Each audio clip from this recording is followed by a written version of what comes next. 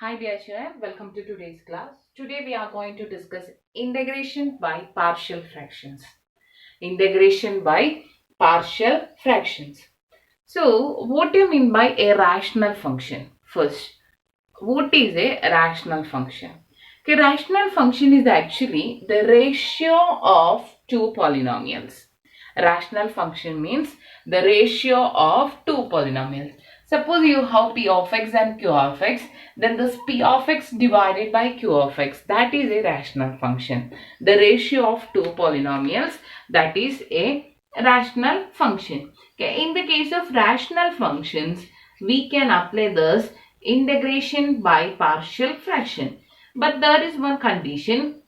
If you want to apply the integration by partial fraction, first we should check whether the degree of numerator is less than the degree of denominator. We need to check whether the degree of numerator is less than the degree of denominator. If the degree of numerator is less than the degree of denominator, then we will say that this rational function is a proper rational function. Okay, that rational function is a proper rational function. Okay, proper rational function means the degree of denominator is less than the degree of denominator. Then improper rational function means the degree of numerator is not less than the degree of denominator.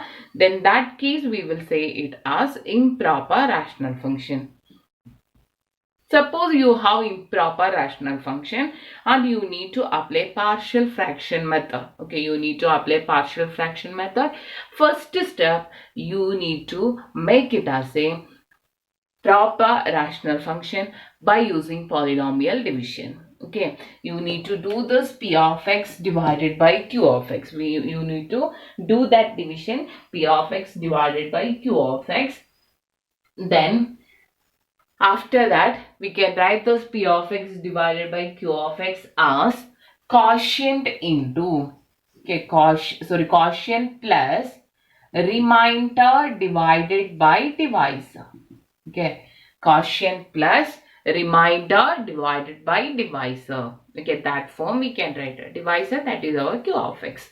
So quotient plus remainder divided by that q of x. That form you should write if your rational function is improper. Now what is partial fraction? Okay, partial fraction means if your integrand is of the form px plus q divided by x minus a into x minus b. If your integrand is of the form px plus q divided by x minus a into x minus b. In this case, you should factorize your denominator. Suppose your denominator is a quadratic equation or the cubic polynomial or the quadratic polynomial, you need to factorize it. Okay, after factorization only we can do this partial fraction. In some cases we will not get the factorization. Okay, but in the case of quadratic also we have the partial fraction, but this cubic and all we need to factorize it. So the first form, suppose your integrand is of the form px plus q divided by x minus a into x minus b, then the partial fraction is a divided by x minus a plus b divided by x minus b. And px plus q divided by x minus a all square you have in your integrand. Then the partial fraction is a divided by x minus a plus b divided by x minus a all square. Suppose it is all cube, then you will have one more term, that is plus c divided by x minus a all cube. Okay.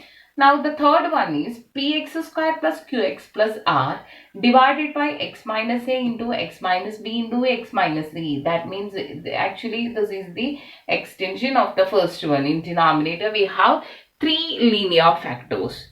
Okay, in that case the partial fraction is a divided by x minus a plus b divided by x minus b plus c divided by x minus c. Now fourth one, px square plus qx plus r divided by x minus a whole square into x minus b. Okay, actually this is the combined form of second one and the third one. Here we have x minus a all square. So first we need to write the partial form corresponding to that. This x minus a all square is a divided by x minus a plus b divided by x minus a all square. Now we have one more term, that is x minus b, that we will write it as c divided by x minus b.